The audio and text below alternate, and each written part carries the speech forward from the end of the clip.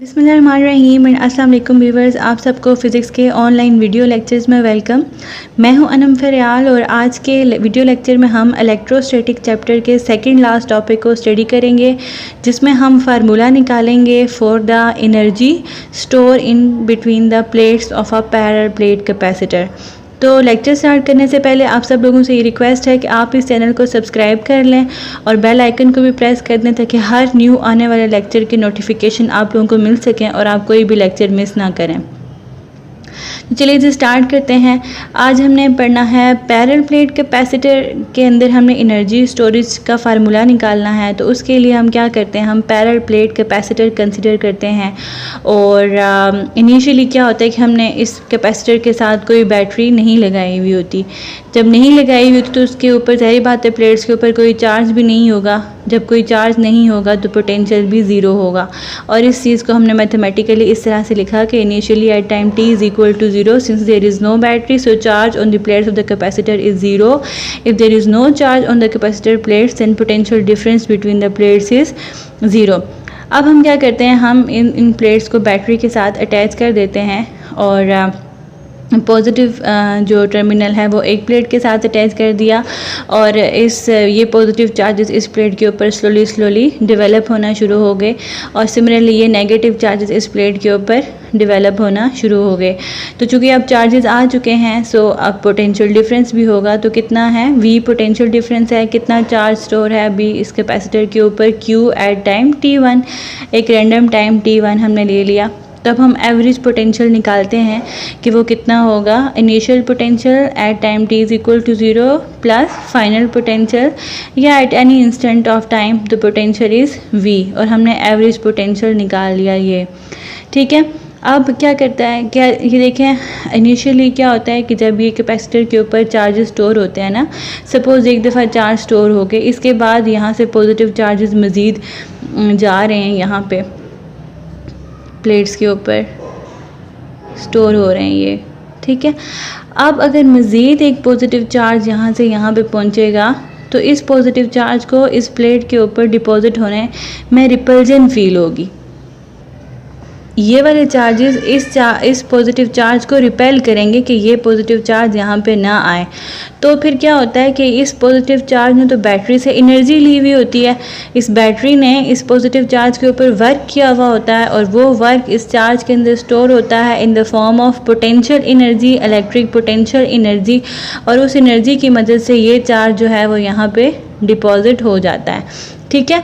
लेकिन अगर ये कैपेसिटर की प्लेट एक दफ़ा मतलब कि बहुत ज़्यादा अमाउंट में चार्ज हो चुकी है तो मज़ीद अगर आप पॉजिटिव चार्जेस यहाँ से इधर डिपॉजिट करवाना चाहते हैं तो आपको बहुत ज़्यादा इन चार्जेस के ऊपर वर्क करना पड़ेगा या ज़्यादा एनर्जी यूज़ करनी पड़ेगी। लेकिन फिर एक ऐसा टाइम आता है कि कैपेसिटर फुली चार्ज हो जाता है कि मज़ीद वो कोई चार्ज एक्सेप्ट नहीं करता, ठीक है। लेकिन हम अभी फ़िलहाल ये वाला केस पढ़ते हैं कि अभी इतना चार्ज नहीं हुआ लेकिन आलमोस्ट 80% तक ये प्लेट के ऊपर चार्ज आ चुका है और फिर अगर हम और चार्ज इस प्लेट के ऊपर डिपॉजिट करें तो उस चार्ज को डिपॉजिट करवाने के लिए हमें इसको एनर्जी देनी पड़ेगी, जो एनर्जी इसके अंदर स्टोर होती है इन the form of electric potential energy.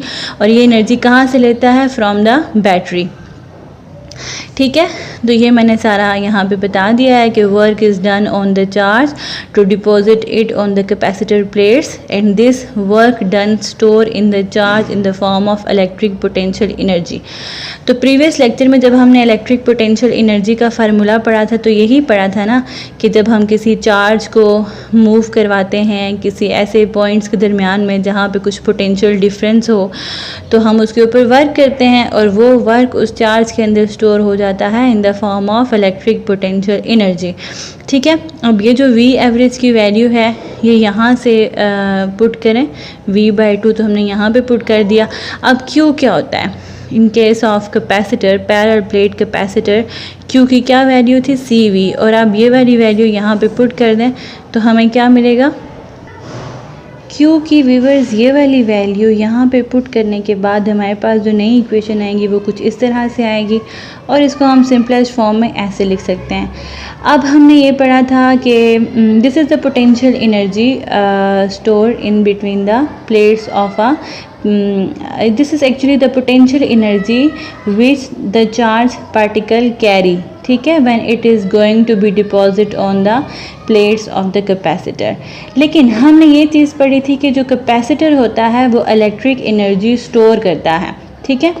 किस फॉर्म में स्टोर करता है? इन the form of electric field. Means कि जो प्लेट होती है, ये क्या मैंने शो किया, ये इलेक्ट्रिक फील्ड लिया ना, कि जो प्लेट्स ऑफ द कैपेसिटर होती हैं उनके दरमियान में इलेक्ट्रिक फील्ड होती है और उस इलेक्ट्रिक फील्ड के अंदर electric energy of the capacitor store होती है। और अब हमने लास्ट टाइम ये भी पढ़ा था कि capacitance of a parallel plate capacitor का ये वाला फार्मूला होता है, ठीक है। A is the area of the plate and epsilon naught epsilon r is giving you the permittivity of the medium, ठीक है। परमिटिविटी भी मैं आपको पढ़ा चुकी हूँ कि वो क्या होता है, and D is the distance between the plates of the capacitor. और चूँकि हमें पता है कि जो फील्ड होती है इन between the plates of the capacitor वो क्या होती है, यूनिफॉर्म होती है ना, और पोटेंशियल डिफरेंस भी है, तो हम ये वाला एक्सप्रेशन भी यूज़ कर सकते हैं। और ये वाला एक्सप्रेशन इस वजह से यूज़ कर रही हूँ मैं क्योंकि अब हमने एनर्जी का फार्मूला निकालना है इन between the plates of the capacitor, और वो एनर्जी स्टोर है इन the form of electric field, ठीक है। तो उसका फार्मूला निकालने के लिए मुझे ई चाहिए, इलेक्ट्रिक फील्ड इंटेंसिटी चाहिए, तो उसको लाने के लिए मैं पोटेंशियल और ई के दरमियान में ये वाला रिलेशन यूज़ करूँगी। अभी जो हमने नई वैल्यूज़ डाली हैं ये आप इस वाली इक्वेशन में पुट करें, सी की जगह सी की वैल्यू पुट कर दें, वी की जगह वी की वैल्यू पुट कर दें, तो हम कुछ इस तरह से रिलेशन लेकर आएंगे। जो चीज़ें सिमिलर हैं कैंसिल आउट होती हैं उन्हें कैंसिल कर दें, तो आपके पास ये इस तरह का रिलेशन आ जाएगा।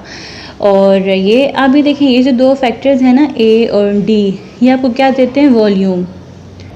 कैसे पता चलता है कि ए एंड डी वॉल्यूम है? देखिए हम इसकी डायमेंशन से देख सकते हैं। अब एरिया का यूनिट क्या होता है, मीटर स्क्वायर, और डिस्टेंस का यूनिट होता है metre. It gives you metre cube, तो इसका मतलब है मीटर क्यूब किसका यूनिट होता है, वॉल्यूम का यूनिट होता है ना। Capital V is for volume. तो जी हमने ए और डी को सेपरेटली लिख दिया और ए और डी को हमने रिप्लेस कर दिया वॉल्यूम के साथ, बाकी चीज़ें ऐसे ही रहीं। अब हमने क्या निकालना है कि हम यहाँ पे एक छोटा सा वॉल्यूम कंसिडर कर लेते हैं इन between the plates of the parallel plate capacitor. Suppose हमने ये एरिया एक सरफेस कंसिडर कर ली जिसका वॉल्यूम वी है और इसमें से इलेक्ट्रिक फील्ड पास हो रही है, ठीक है, और उस इलेक्ट्रिक फील्ड के अंदर एनर्जी भी स्टोर है, ठीक है। तो वो जो पोटेंशियल एनर्जी पर यूनिट वॉल्यूम इस इलेक्ट्रिक फील्ड में कितनी एनर्जी पर यूनिट वॉल्यूम स्टोर है उसे हम क्या कहते हैं, एनर्जी डेंसिटी। और वो हम इस तरह से निकालते हैं कि पोटेंशियल एनर्जी को वी पे डिवाइड कर दिया तो हमारे पास ये रिलेशन आ गया। अब ये जो रिलेशन है this is for energy density. ये आप लोगों को न्यूमेरिकल्स में आ सकता है क्वेश्चन कि आप फाइंड आउट करें कि potential energy between the plates of the parallel plate capacitor, तो आपने ये वाला फार्मूला यूज़ करना है। लेकिन अगर कहें कि find out the energy density in between the plates of the parallel plate capacitor, तो फिर आप लोगों ने ये वाला फार्मूला यूज़ करना है, ठीक है। सो एनर्जी डेंसिटी क्या शो करती है, it is the energy store per unit volume in the electric field between the plates of the capacitor, and this energy density depend upon the medium. Epsilon naught epsilon r क्या होता है, permittivity of the medium होता है ना, into E square, ठीक है।